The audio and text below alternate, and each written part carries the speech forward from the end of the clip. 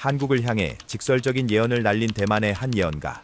그가 최근 자신의 블로그에 올린 글이 전 세계 영성 커뮤니티에서 뜨거운 화제를 모으고 있습니다. 그는 2026년부터 시작될 기계와 인간의 결합, 그리고 놀랍게도 한국이라는 나라가 있다고 말합니다. 천화산인. 이것이 그의 필명입니다. 본명은 알려지지 않았지만 대만 중부 산악 지역에서 수행을 해온 60대 후반의 인물로 알려져 있습니다. 그는 젊은 시절 도시에서 사업을 하다가 40대 초반 갑작스러운 깨달음을 얻은 후 산으로 들어갔다고 합니다.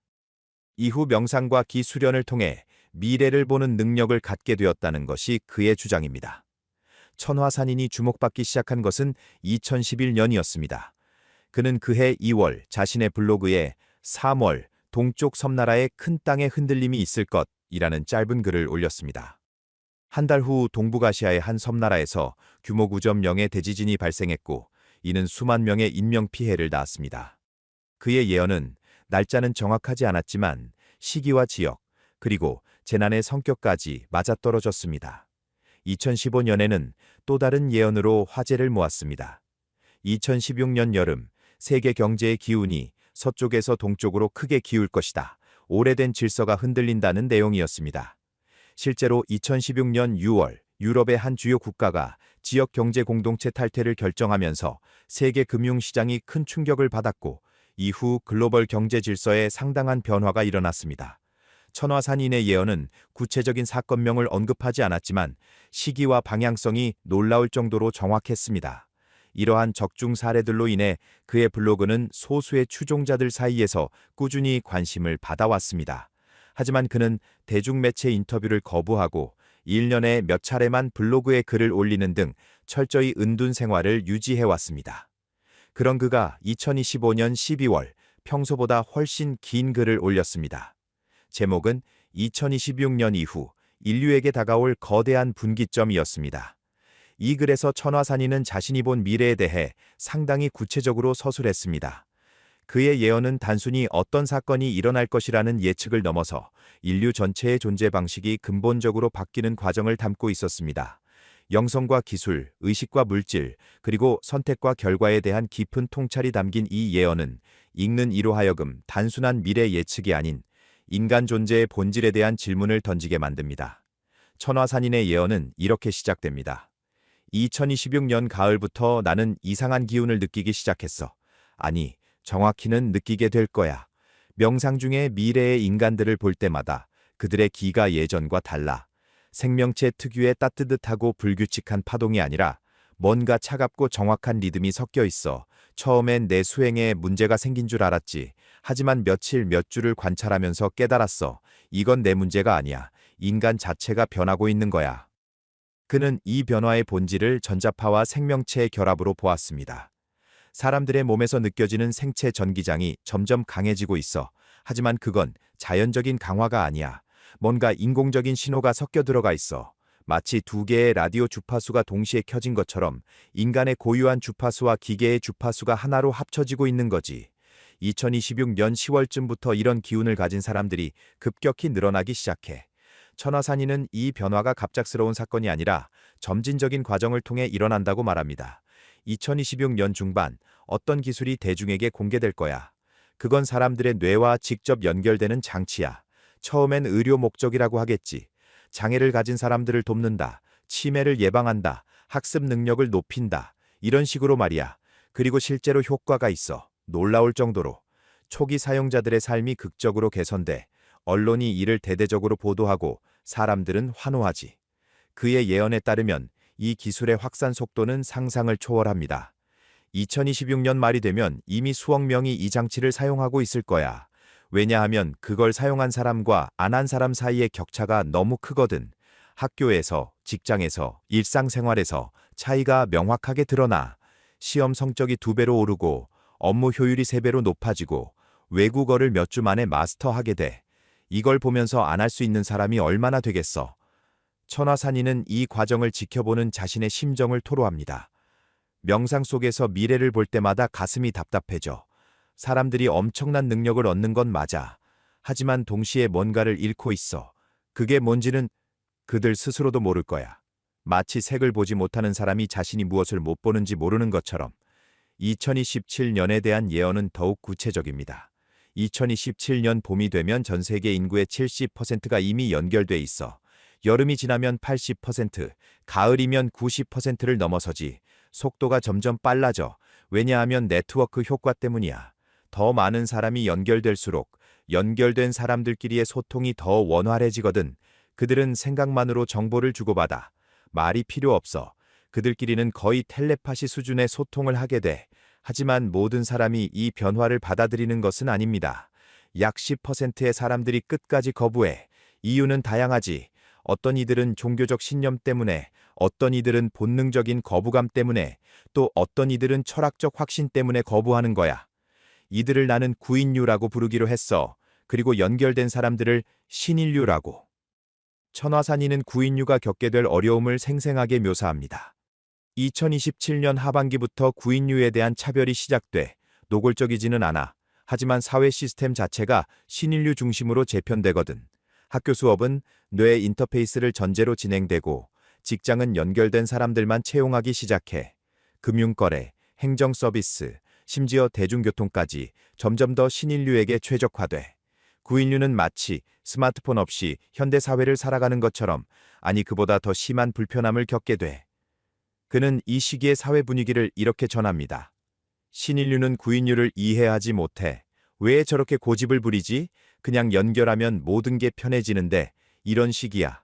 동정보다는 무시와 경멸이 더 많아져. 마치 문명사회에서 원시인을 보는 것 같은 시선이지. 구인류 쪽에서도 분노와 좌절감이 커져. 하지만 어쩔 수 없어. 숫자에서도 밀리고 능력에서도 밀리니까. 천화산인의 예언에 따르면 구인류는 자연스럽게 모이기 시작합니다. 2027년 말부터 2028년 초 구인류들이 특정 지역으로 모여들기 시작해. 강제적인 건 아니야. 그냥 같은 처지의 사람들끼리 모이는 거지.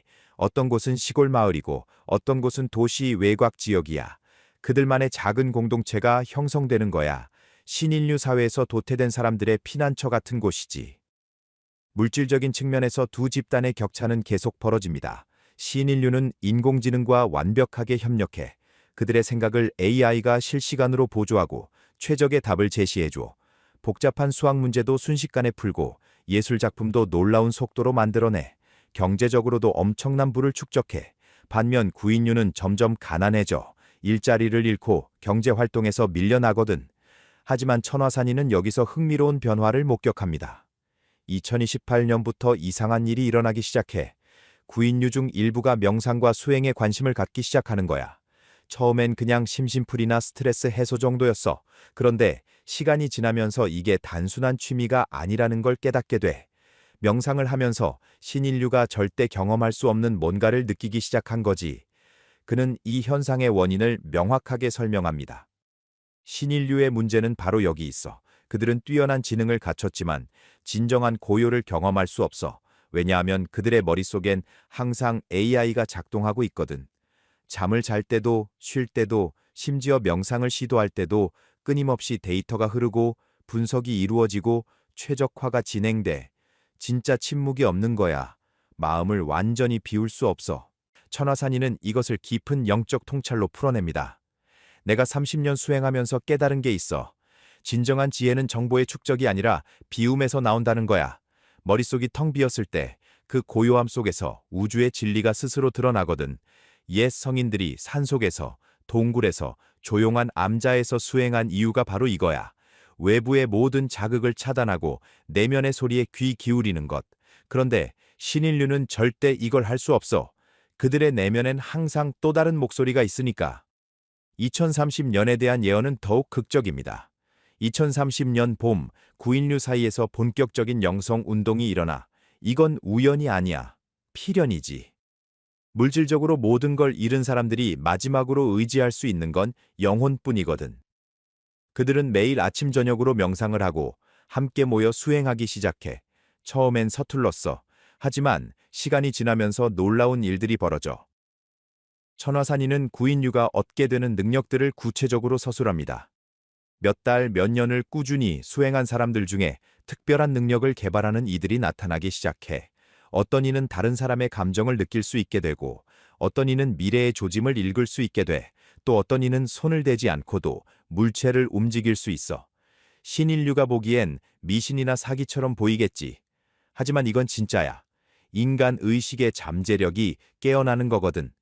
그는 이 현상을 과학적으로 설명하려 시도합니다. 내가 보기엔 이래. 인간의 뇌는 원래 엄청난 잠재력을 갖고 있어. 하지만 현대 문명 속에서 그 능력의 아주 일부만 쓰고 살았던 거지. 신인류는 AI의 도움으로 뇌의 계산 능력을 극대화했어.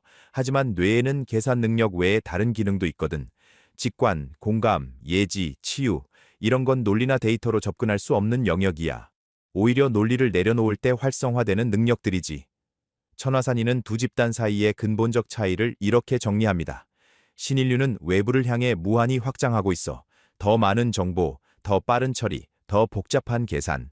반면 구인류는 내부로 깊이 들어가고 있어. 더 깊은 고요, 더 넓은 의식, 더 순수한 자각. 둘 다 인간 진화의 방향이긴 한데 방향이 정반대야.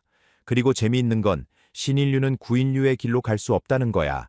이미 연결되어 버렸으니까. 하지만 구인류는 언제든 신인류의 길로 갈 수 있어. 그냥 연결하기만 하면 되니까. 2031 연경의 상황에 대한 예언도 흥미롭습니다. 이 시기가 되면 신인류 사회에서도 문제가 나타나기 시작해. 사람들이 우울증에 빠지고 삶의 의미를 잃어가는 거야. 모든 게 너무 쉬워졌거든. AI가 다 해결해주니까 인간이 할 게 없어. 일도, 창작도, 심지어 생각도. AI가 더 잘하는데 인간이 뭘 하겠어. 존재의 이유를 찾지 못하는 사람들이 늘어나. 그는 이 시기 신인류의 심리를 예리하게 분석합니다. 신인류는 모든 것을 알고 있어. 하지만 아무것도 느끼지 못해. 세상의 모든 지식이 머릿속에 있지만 가슴은 텅 비어 있어. 그들은 완벽한 답을 가지고 있지만 정작 질문이 뭔지를 잊어버렸어. 이건 비극이야. 능력의 정점에 도달했지만 행복은 점점 멀어지는 거지. 천하산이는 이 무렵 구인류 공동체에서 일어나는 변화를 전합니다. 2032년쯤 되면 구인류 공동체가 완전히 다른 모습으로 변해 있어. 그들은 가난하지만 평화로워. 느리지만 깊이가 있어. 아침이면 다 같이 모여 명상을 하고 저녁이면 서로의 깨달음을 나누지. 어린아이들도 자연스럽게 수행을 배워. 그들은 신인류처럼 빠르게 계산하지 못하지만 다른 사람의 아픔을 진심으로 공감할 줄 알아. 그는 이 시기 구인류 사회의 독특한 특징을 묘사합니다. 재미있는 건 구인류 사이에서는 경쟁이 거의 사라진다는 거야. 서로 비교할 필요가 없거든. 각자의 영적 성장은 고유한 것이고 남과 비교할 수 없는 것이니까. 어떤 사람은 치유의 능력이 뛰어나고 어떤 사람은 예지의 능력이 뛰어나. 서로 다름을 인정하고 존중해.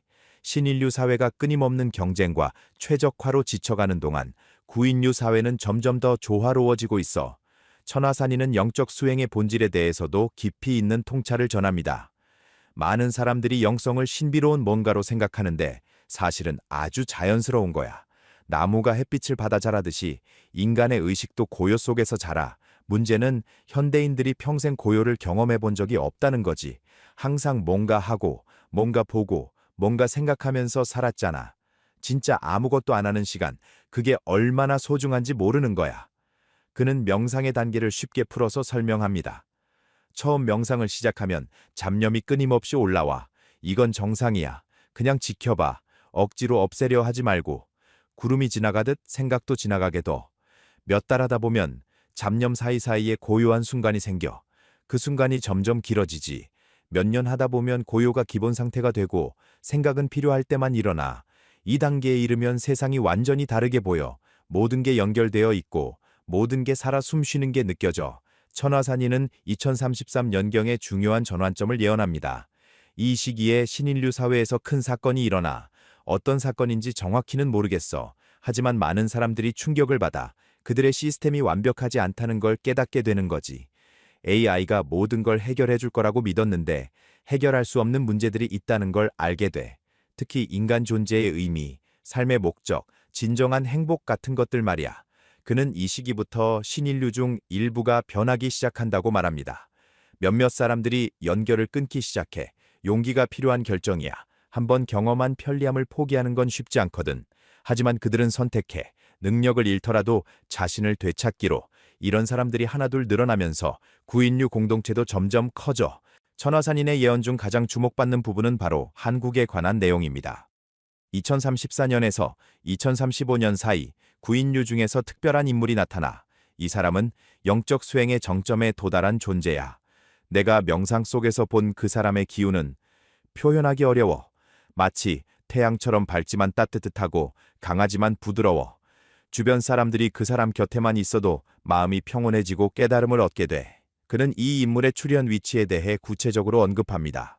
내가 본 비전 속에서 그 사람은 동북아시아의 한반도 지역에 있었어. 주변 지형을 보니 산과 바다가 가까운 곳이더라. 한국일 가능성이 매우 높아. 왜 하필 그곳인지 생각해봤어. 한국은 오랜 역사 동안 불교, 유교, 도교, 샤머니즘까지 다양한 영적 전통이 공존했던 곳이거든. 그 땅의 영적 자산이 깊이 쌓여 있는 거지. 게다가 빠른 현대화를 겪으면서 물질과 영성의 충돌을 누구보다 먼저 경험한 나라야. 그 역설적 경험이 새로운 깨달음의 토양이 된 거야. 천화산이는 이 인물이 가져올 변화를 예언합니다. 이 사람은 가르침을 전하기 시작해.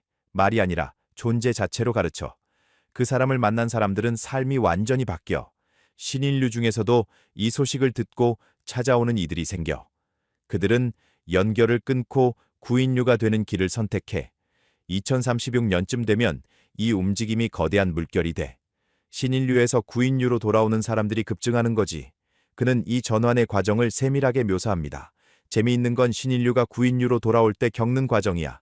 처음엔 금단 증상이 심해. AI 없이는 아무것도 못하던 사람들이 갑자기 혼자가 되니까. 머리가 텅 빈 느낌, 무력감, 불안, 이런 게 몰려와. 하지만 이 공허함을 견디고 나면 놀라운 일이 일어나. 자신의 진짜 목소리를 듣게 되는 거야. 평생 AI의 속삭임에 익숙했던 사람들이 처음으로 자기 자신과 대면하게 돼.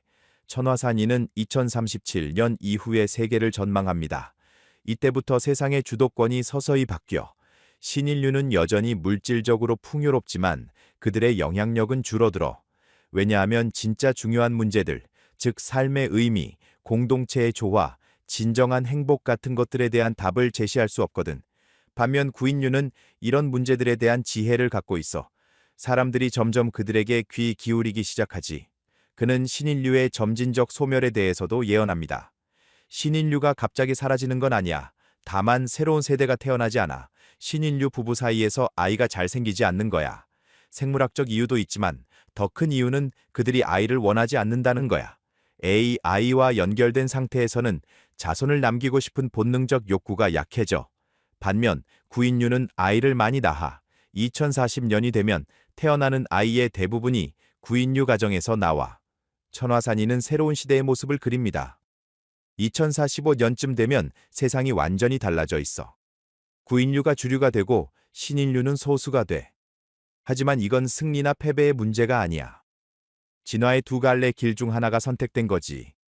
새로운 세대는 기술을 사용하지만 기술에 지배당하지 않아.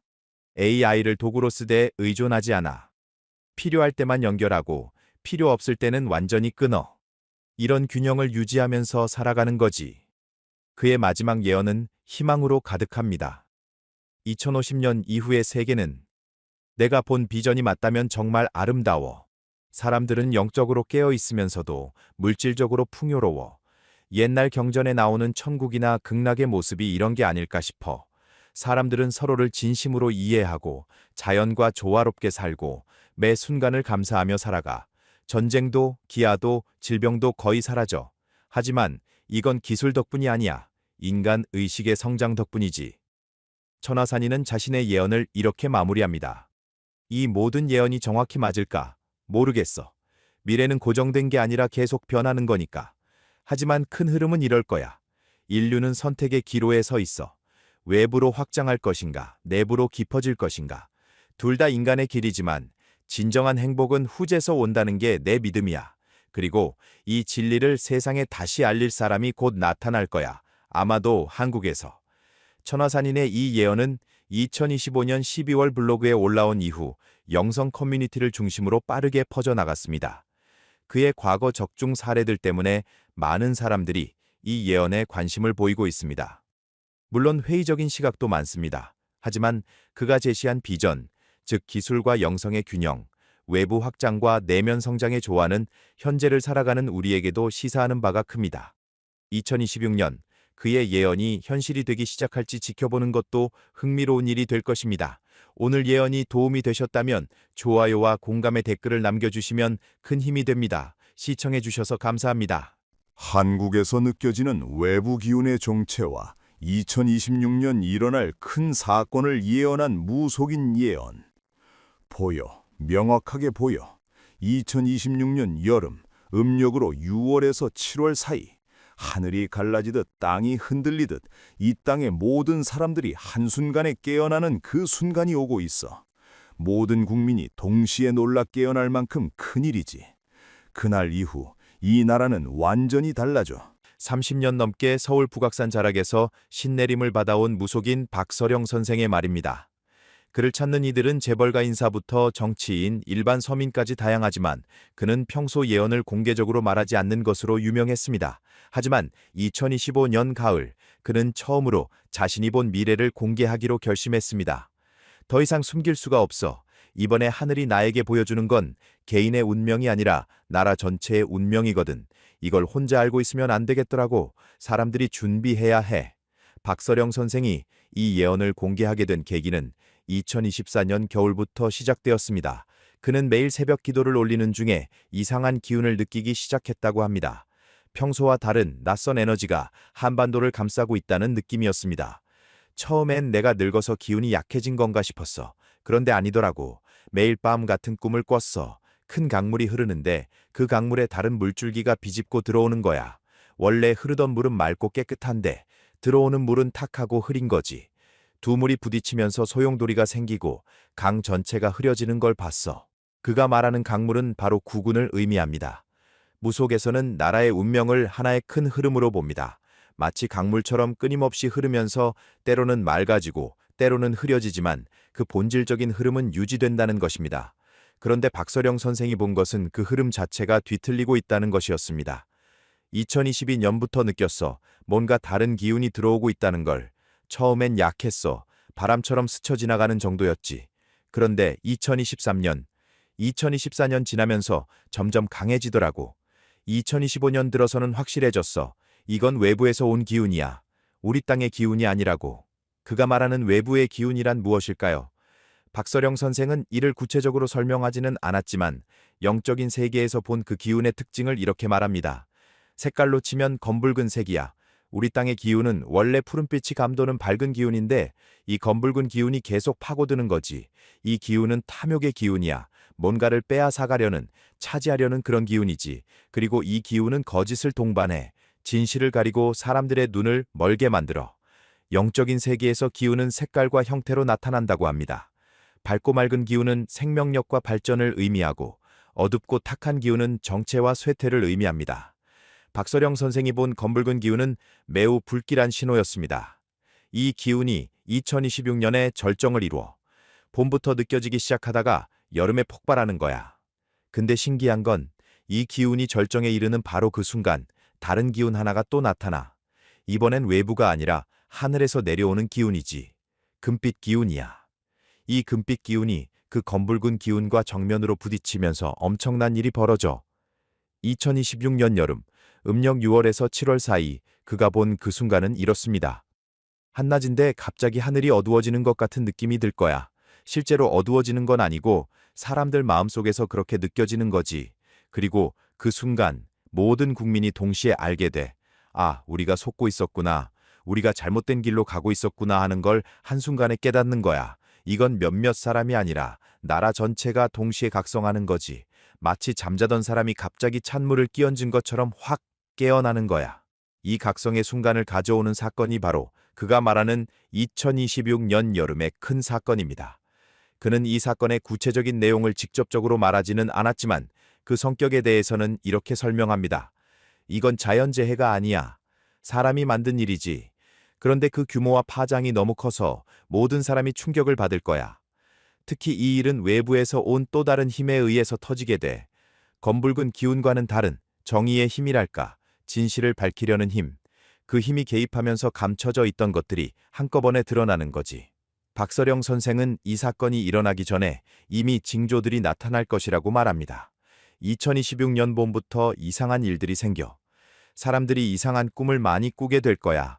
불안하고 답답한 꿈들, 그리고 새들의 움직임이 달라져 평소와 다른 패턴으로 날아다니고 평소에 울지 않던 시간에 울어대지, 또 땅의 기운도 흔들려서 작은 지진이나 땅울림 같은 게 평소보다 많이 느껴질 거야. 이런 건 다 땅의 기운이 불안정하다는 신호야. 그렇다면 박서령 선생이 말하는 기운이란 정확히 무엇일까요? 일반인들에게는 다소 생소한 개념일 수 있지만 무속에서 기운은 매우 구체적이고 실체적인 것으로 여겨집니다. 기운은 눈에 보이지 않지만 분명히 존재하는 힘이야. 비유하자면 물과 같아. 물은 높은 데서 낮은 데로 흐르잖아. 기운도 마찬가지야. 강한 곳에서 약한 곳으로, 밝은 곳에서 어두운 곳으로 흐르지. 그리고 물이 모이면 강이 되듯 기운도 모이면 엄청난 힘이 돼. 한 사람의 기운은 약하지만 1,000만 명, 5천만 명의 기운이 모이면 그게 바로 국운이 되는 거야. 국운이란 개인의 운명이 모여서 만들어지는 나라 전체의 운명입니다. 마치 작은 실들이 모여 큰 밧줄이 되듯 개개인의 기운이 모여서 나라의 기운을 만들어냅니다. 그런데 이 기운에는 방향성이 있다고 합니다. 기운은 항상 어딘가로 흘러가. 정체되어 있으면 썩어버려. 물도 고이면 썩잖아. 기운도 똑같아. 그래서 국운도 계속 흘러야 해. 발전하고 성장하는 방향으로 흘러야 하는 거지. 그런데 지금은 그 흐름이 막혀 있어. 아니, 막힌 정도가 아니라 다른 방향으로 꺾이고 있는 거야. 원래 가야 할 길이 있는데 엉뚱한 길로 새고 있다고. 박서령 선생은 한반도의 원래 기운은 북쪽에서 남쪽으로 흐르는 것이 자연스럽다고 설명합니다. 백두산에서 시작된 기운이 한라산까지 이어지는 것이 본래의 흐름이라는 것입니다. 우리 땅은 원래 하나의 몸통이야. 머리부터 발끝까지 기운이 순환해야 건강한 거지. 그런데 지금은 허리가 끊어져 있잖아. 그것만으로도 기운 순환이 안 되는데 거기에 외부 기운까지 들어와서 더 복잡해진 거야. 이 외부 기운은 우리 기운을 빼내가려고 해. 마치 거머리처럼 달라붙어서 빨아먹는 거지. 2026년 여름에 일어날 사건은 바로 이 외부 기운의 정체가 만천에 드러나는 사건입니다. 박서령 선생이 본 미래의 그 순간은 이렇습니다. 때는 한여름이야. 날씨가 무더운 시기지. 그런데 그날은 아침부터 공기가 달라. 습하고 무거운 느낌이 들어. 사람들이 가슴이 답답하고 숨쉬기가 힘들다고 느껴. 그리고 정오쯤, 정확히는 낮 12시에서 오후 2시 사이 그 소식이 터져 뉴스로 나오는 거야. 처음엔 사람들이 믿지 못해. 설마 그럴 리가 하면서 부정하지. 그런데 증거들이 계속 나와. 하나씩 둘씩 드러나면서 더 이상 부인할 수 없게 돼. 그가 말하는 이 사건은 권력의 최상층부와 관련된 일입니다. 오랫동안 감춰져 있던 진실이 한꺼번에 폭로되는 것입니다. 이건 한두 사람의 잘못이 아니야. 시스템 전체가 썩어 있었던 거지. 위에서부터 아래까지 거미줄처럼 얽혀 있던 게 한순간에 다 드러나. 돈의 흐름, 권력의 흐름, 그 뒤에 숨어있던 외부 세력의 개입까지 모든 게 백일에 드러나는 거야. 그날 밤 사람들은 잠을 못 자. 너무 충격적이라서, 믿기지 않아서, 분노해서 잠을 못 이루지. 이 사건을 폭로하는 힘은 외부에서 옵니다. 박서령 선생은 이를 정의의 기운이라고 표현했습니다. 이 세상에는 보이지 않는 균형이 있어. 악이 너무 커지면 반드시 그걸 막으려는 힘이 나타나 하늘이 허락을 안 해. 이번에도 그래. 외부에서 온 검붉은 기운이 너무 커졌어. 이 땅을 거의 다 집어삼킬 정도로 강해졌지. 그러니까 하늘이 개입하는 거야. 다른 곳에서 정의의 힘을 보내서 균형을 맞추려는 거지. 그 힘이 진실을 드러내는 역할을 해. 사건이 터진 후 3일 동안 한반도 전체가 혼란에 빠질 것이라고 합니다.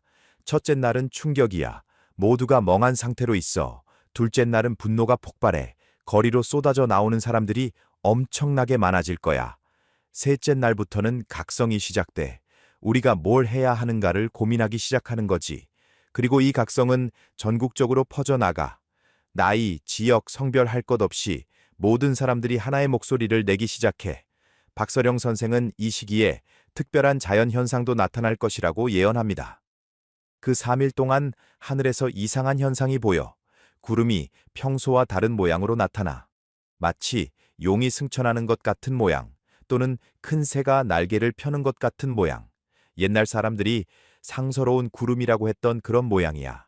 이건 하늘이 백성들에게 힘을 주는 신호야. 너희가 옳다. 계속 가거라 하는 하늘의 응원인 거지. 그리고 이 각성의 물결은 단순히 분노로 끝나지 않습니다. 박서령 선생이 본 미래에서 국민들은 매우 조직적이고 평화적으로 움직입니다.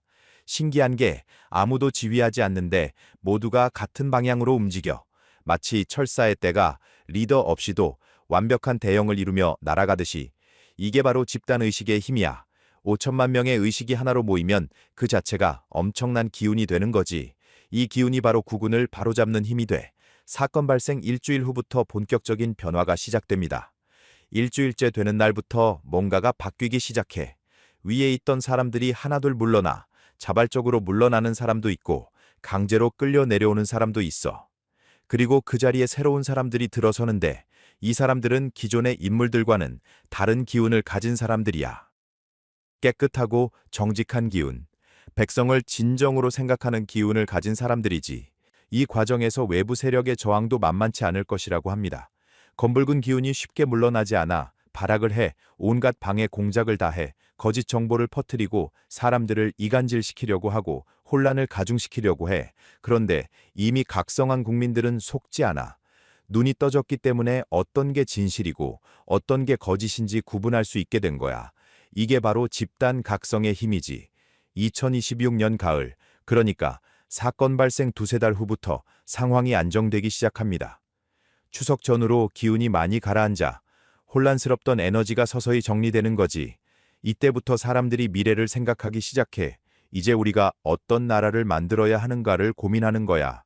단순히 나쁜 것을 제거하는 데서 끝나는 게 아니라 새로운 걸 만들어야 한다는 생각을 하게 돼. 이 새로운 것을 만드는 과정에서 가장 중요한 역할을 하는 것이 바로 국민들의 집단의식입니다.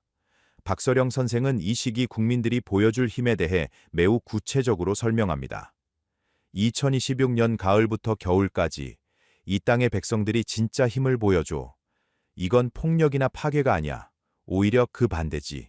질서정연하고 평화로운 방식으로 자기들의 뜻을 관철시켜. 예전 같으면 몇 년 걸릴 일들이 몇 달 만에 이루어져. 왜냐하면 모든 사람의 마음이 한 곳을 향하고 있거든. 이게 바로 기운의 힘이야. 흩어져 있을 때는 약하지만 한 곳으로 모이면 산도 움직이는 거지. 그는 이 시기를 대청소의 시간이라고 표현합니다. 집안 대청소를 할 때 어떻게 하지? 먼저 쓰레기를 다 끄집어내잖아. 숨겨져 있던 것, 구석에 쌓여 있던 것 다 꺼내서 버려. 2026년 하반기가 바로 그 시기야. 썩은 것들이 다 드러나. 사람들이 이것도 있었어, 저것도 있었어 하면서 놀라게 될 거야. 근데 이게 나쁜 일만은 아니야. 썩은 걸 빼내야 새 것이 들어올 자리가 생기거든. 이 과정에서 국민들은 이전에는 경험하지 못했던 단결력을 보여줍니다. 신기한 게 뭐냐면 평소에는 서로 싸우던 사람들도 이 시기만큼은 손을 잡아. 보수니 진보니 영남이니 호남이니 그런 구분이 다 무의미해져. 왜냐하면 모두가 같은 피해자라는 걸 깨달았거든. 우리 모두가 속고 있었다는 걸 알게 된 거지. 이 깨달음이 사람들을 하나로 묶어 마치 한 몸처럼 움직이게 만들어. 박서령 선생이 본 미래에서 이러한 한반도의 변화는 단순히 이 땅에만 국한되지 않습니다. 세계 곳곳에서 비슷한 움직임이 일어나기 시작합니다. 한반도에서 일어난 이 일이 파문을 일으켜 물에 돌을 던지면 파문이 퍼져나가잖아. 그것처럼 이 기운이 바다 건너로 퍼져나가는 거야. 서쪽 대륙의 큰 나라, 동쪽 섬나라, 남쪽의 여러 나라들, 심지어 서양의 여러 지역까지 다들 한반도를 주목해. 저 작은 나라에서 어떻게 저런 일이 가능했지 하면서 놀라워하는 거야. 그는 특히 해외 언론들이 이 사건을 집중적으로 다룰 것이라고 예언합니다. 외국 기자들이 몰려와 취재하고 보도하고 난리가 나지. 처음에는 단순히 신기한 사건으로 보도해. 그런데 점점 깊이 파고들수록 이게 단순한 정치적 변화가 아니라는 걸 알게 돼. 영적인 차원의 변화, 의식의 변화라는 걸 깨닫는 거야. 그래서 각국의 사람들이 관심을 갖기 시작해. 우리도 저렇게 할 수 있지 않을까 하는 생각을 하게 되는 거지. 2026년 말부터 2027년 초 세계 곳곳에서 비슷한 움직임들이 나타나기 시작합니다. 한반도가 시작점이 된 거야. 마치 불씨처럼. 이 불씨가 여기저기로 튀어서 다른 곳에서도 불길이 일어나는 거지. 물론 각 나라마다 상황은 다르겠지만 공통점은 있어. 백성들이 깨어난다는 것, 더 이상 속지 않겠다는 것, 스스로 주인이 되겠다는 것. 이런 의식의 변화가 전 세계적으로 일어나. 이러한 현상을 박서령 선생은 영적인 관점에서 해석합니다. 이건 우연이 아니야. 지금 지구 전체의 기운이 바뀌고 있어. 오랫동안 어둠의 기운이 강했거든. 탐욕, 거짓, 착취, 이런 어두운 기운들이 세상을 지배했지. 그런데 이제 그 시대가 끝나가는 거야. 새로운 시대가 오는 거지. 빛의 시대, 진실의 시대, 사랑의 시대. 2026년은 그 전환점이 되는 해야. 그리고 한반도가 그 전환의 중심에 서게 돼. 여기서 박서령 선생은 중요한 영적 깨달음을 전합니다. 사람들은 보통 위기를 두려워해. 변화를 무서워하지. 그런데 영적인 관점에서 보면 위기는 기회야. 고통은 성장의 밑거름이고 우리가 2026년 여름에 겪을 그 충격, 그 혼란, 그게 사실은 축복인 거야. 왜냐하면 그 고통을 통해서 우리가 진짜로 깨어날 수 있거든. 편안하고 안락할 때는 사람이 변하지 않아. 고통이 있어야 각성이 일어나는 거지. 그는 이를 나무에 비유합니다. 나무가 크게 자라려면 가지치기를 해야 해. 아픈 과정이지만 그래야 더 튼튼하게 자라거든. 한반도도 마찬가지야. 2026년의 그 사건은 가지치기와 같아. 썩은 가지를 잘라내는 거지. 그래야 새 가지가 돋아나고 더 크게 성장할 수 있어.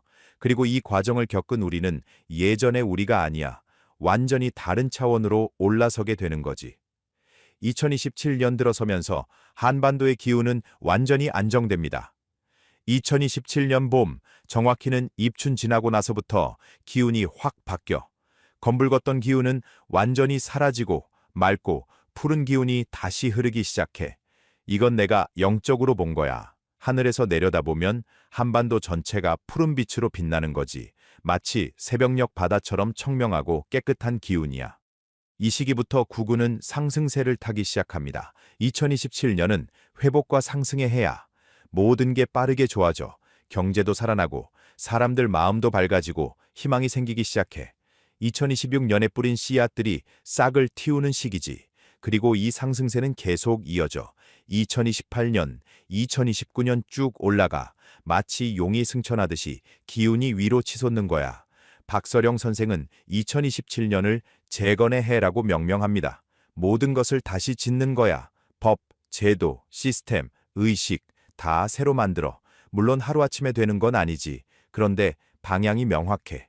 모두가 같은 방향을 보고 있으니까 일이 빠르게 진행돼.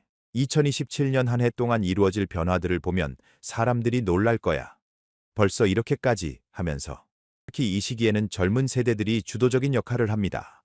신기한 건 2027년부터 젊은 사람들이 전면에 나서기 시작한다는 거야. 20대, 30대들이 중요한 위치에 올라가. 이전 같으면 상상도 못할 일이지. 그런데 이 젊은이들이 능력도 있고 의식도 깨어 있어. 기성세대보다 훨씬 더 깨끗하고 투명하게 일을 처리해. 그래서 사람들이 믿고 맡기는 거지. 2027년 후반으로 갈수록 더욱 놀라운 변화들이 나타나기 시작합니다. 가을쯤 되면 진짜 신기한 일들이 벌어져. 오랫동안 풀리지 않던 문제들이 술술 풀리기 시작해. 마치 엉킨 실타래가 한순간에 풀리듯이. 이게 바로 기운이 순조롭게 흐를 때 일어나는 일이야. 막혀있던 게 뚫리면 모든 게 자연스럽게 흘러가거든. 이렇게 모든 것이 순조롭게 흘러가는 2027년, 박서령 선생이 본 미래에는 한 명의 특별한 인물이 등장합니다. 2027년 중반쯤, 정확히는 여름에서 가을로 넘어가는 시기에 한 사람이 떠오르기 시작해. 이 사람은 갑자기 나타나는 게 아니야. 원래부터 있었던 사람이지. 그런데 지금까지는 사람들이 몰랐어. 주목받지 못했던 거야. 근데 2027년이 되면서 이 사람의 기운이 드러나기 시작하는 거지. 마치 구름 뒤에 숨어있던 태양이 모습을 드러내듯이. 박서령 선생은 이 인물의 특징을 매우 구체적으로 설명합니다. 이 사람은 나이가 많지 않아. 40대에서 50대 사이. 그런데 영혼은 늙었어. 아니, 늙었다기보다는 오래된 영혼이야. 여러 번 윤회를 거친 깨달음이 많은 영혼이지. 겉모습은 평범해. 화려하지 않고 소박해. 그런데 눈빛이 달라. 맑고 깊은 눈빛. 그 눈을 보면 사람들이 아, 이 사람은 다르구나 하는 걸 느껴. 이 인물의 가장 큰 특징은 권력욕이 없다는 것입니다. 보통 높은 자리에 오르려는 사람들은 욕심이 있어. 권력에 대한 욕심, 명예에 대한 욕심. 그런데 이 사람은 그런 게 전혀 없어. 오히려 그런 자리를 피하려고 했지. 본인은 조용히 살고 싶었던 거야. 그런데 하늘이 가만 안 둬. 시대가 이 사람을 필요로 하는 거지. 그래서 어쩔 수 없이 앞으로 나서게 돼. 박서령 선생이 본 이 인물의 기운은 매우 특별합니다. 이 사람 주변에는 항상 밝은 기운이 있어. 금빛이 도는 환한 기운이지. 이 사람이 지나간 자리는 공기가 맑아져. 탁했던 기운이 정화되는 거야. 그리고 이 사람 말에는 힘이 있어. 거짓이 하나도 없거든. 순수하게 진실만 말해. 그러니까 사람들이 믿는 거지. 이 사람 말은 믿을 수 있다고 느끼는 거야. 이 인물이 주목받게 되는 계기도 특별합니다. 어느 날 이 사람이 공개적인 자리에서 말을 해. 많은 사람들 앞에서 연설을 하는 거야. 그런데 그 말이 사람들 가슴을 울려. 뭔가 특별한 수사를 쓰는 것도 아니고 화려한 언변을 자랑하는 것도 아니야. 그냥 담담하게 진심을 담아서 말하는 거지. 그런데 그 말 한마디 한마디가 사람들 마음속에 박혀. 듣고 있으면 눈물이 나와. 왜 그런지 모르겠는데 그냥 눈물이 나는 거야. 박서령 선생은 이 현상을 영적으로 해석합니다. 이건 영혼의 울림이야. 이 사람이 말할 때 그 사람의 영혼이 다른 사람들의 영혼에 직접 말을 거는 거지. 머리로 이해하는 게 아니라 가슴으로 느끼는 거야. 그래서 학력이 높든 낮든 나이가 많든 적든 모두가 똑같이 감동받는 거지. 영혼은 평등하거든. 영혼의 차원에서는 모두가 같은 언어를 쓰는 거야. 이 인물에 대해 사람들은 다양하게 부르기 시작합니다. 처음에는 그냥 좋은 사람, 훌륭한 사람 정도로 생각해. 그런데 시간이 지나면서 구원자라는 말이 나오기 시작해. 누가 먼저랄 것도 없이 자연스럽게 그런 말들이 나와. 이분이 우리를 구원해 주실 거야. 이분이 우리나라를 살릴 거야 하는 말들. 그리고 나중에는 구세주라는 표현까지 나와. 물론 이 사람 본인은 그런 호칭을 싫어해. 겸손하게 거부하지. 그런데 사람들은 계속 그렇게 불러. 박서령 선생은 이 인물이 왜 지금까지 숨어 있었는지도 설명합니다. 이 사람의 기운은 원래부터 있었어. 그런데 때가 아니었던 거야. 땅이 준비되지 않았는데 씨앗을 뿌리면 소용없잖아. 마찬가지로 국민들의 의식이 준비되지 않았을 때 이 사람이 나타나면 알아보지 못해. 아니, 오히려 해를 입을 수도 있어. 그래서 하늘이 이 사람의 기운을 감춰뒀던 거야. 갈무리 해뒀다가 때가 되면 드러내려고. 여기서 박서령 선생은 또 다른 영적 깨달음을 전합니다. 진정한 지도자는 스스로 지도자가 되려고 하지 않아. 오히려 피하려고 하지. 그런데 하늘이, 시대가, 백성이 그 사람을 밀어 올리는 거야. 이게 진짜 지도자야. 반대로 스스로 지도자가 되려고 발버둥치는 사람은 진짜 지도자가 아니야. 욕심이 앞서는 거지. 이 차이를 사람들이 이제는 알아. 2026년의 경험을 통해서 배웠거든. 누가 진짜고 누가 가짜인지 구분할 수 있는 눈이 생긴 거야. 그는 진정한 힘의 원천에 대해서도 말합니다. 힘은 위에서 아래로 내려오는 게 아니야. 아래에서 위로 올라가는 거지. 백성이 인정하고 지지할 때 그 사람은 힘을 얻어. 하늘의 뜻도 마찬가지야. 하늘은 백성의 뜻을 따르거든. 백성이 원하는 사람, 백성이 필요로 하는 사람을 하늘이 도와주는 거야. 그래서 이 사람은 백성의 지지와 하늘의 도움을 동시에 받게 돼. 이보다 더 강한 힘은 없어. 2027년 후반부터 이 인물을 중심으로 새로운 변화들이 일어나기 시작합니다. 이 사람이 하는 일마다 잘 풀려. 신기할 정도로 순조로워. 이건 운이 좋아서가 아니야. 때가 맞아서 그래. 하늘의 때, 땅의 때, 사람의 때가 다 맞아떨어지는 거지. 이럴 때는 조그만 힘으로도 큰 일을 이룰 수 있어. 마치 물이 흐르는 방향으로 노를 저으면 배가 빠르게 가듯이. 2028년과 2029년을 거치면서 이 인물의 영향력은 더욱 커집니다. 사람들이 이 사람을 따라 명령해서가 아니야. 자발적으로 따르는 거지. 왜냐하면 이 사람이 보여주는 길이 옳다는 걸 모두가 느끼거든. 그리고 실제로 그 길을 가면 좋아지는 게 보여.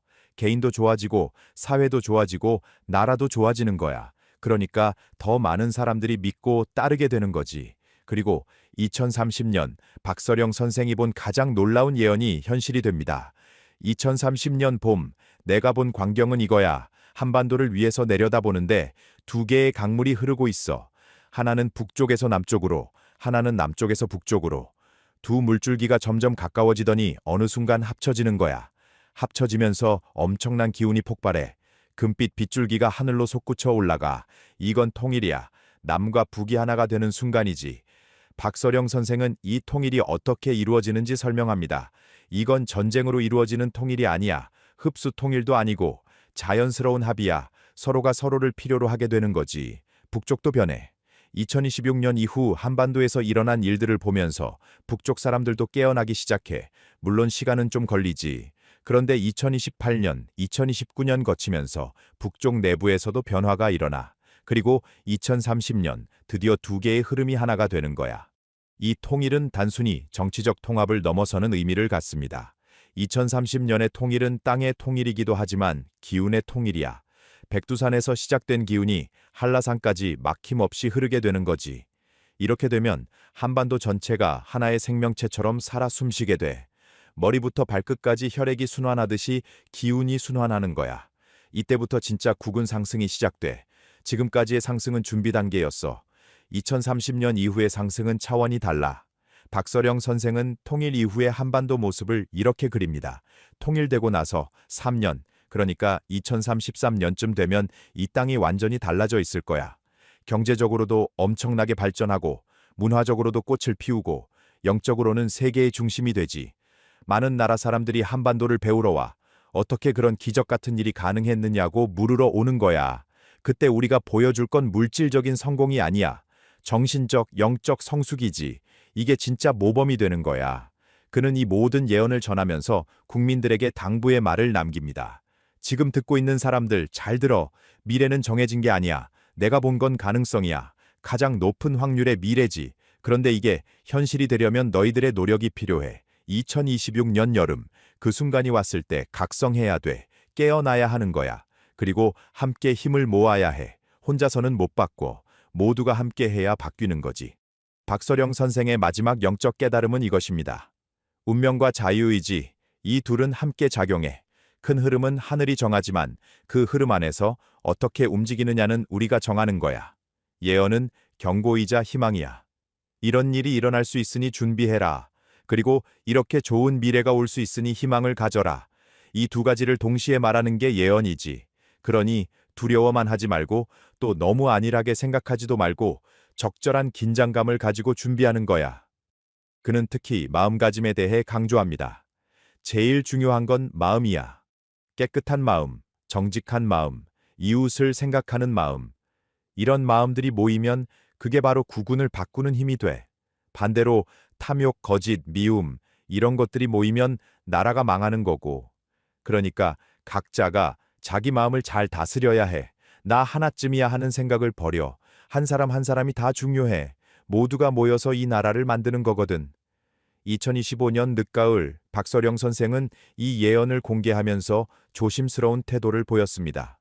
그는 자신의 말이 혹시 사람들에게 불필요한 불안을 줄까 염려했지만 동시에 준비할 기회를 주고 싶었다고 합니다. 나도 이 말을 할까 말까 많이 고민했어. 그런데 하늘이 자꾸 보여주더라고. 매일 밤 같은 꿈을 꾸게 하고 기도할 때마다 같은 계시를 주고 사람들에게 알려라, 준비시켜라 하는 메시지를 계속 주는 거야. 그래서 용기 내서 말하는 거지. 믿든 안 믿든 각자 판단할 일이야. 근데 혹시라도 2026년 여름에 정말 그런 일이 벌어지면 그때 이 말을 기억하고 올바르게 행동하길 바라. 박서령 선생의 예언은 단순한 미래 예측이 아닙니다. 그것은 한 나라의 운명에 대한 영적 통찰이자 국민들에게 보내는 희망의 메시지입니다. 2026년부터 2030년까지 그가 본 한반도의 미래는 고난과 극복, 그리고 새로운 도약의 서사로 가득합니다. 이 예언이 얼마나 정확하게 실현될지는 시간이 지나봐야 알 수 있습니다. 하지만 그의 말 속에 담긴 핵심 메시지만큼은 분명합니다. 국민 한 사람 한 사람의 각성과 단합이야말로 국운을 바꾸는 가장 강력한 힘이라는 것입니다. 오늘 영상이 도움이 되셨다면 좋아요를 눌러주시면 영상 제작에 큰 힘이 됩니다. 서로에게 응원의 댓글도 남겨주시면 감사하겠습니다. 시청해주셔서 감사합니다.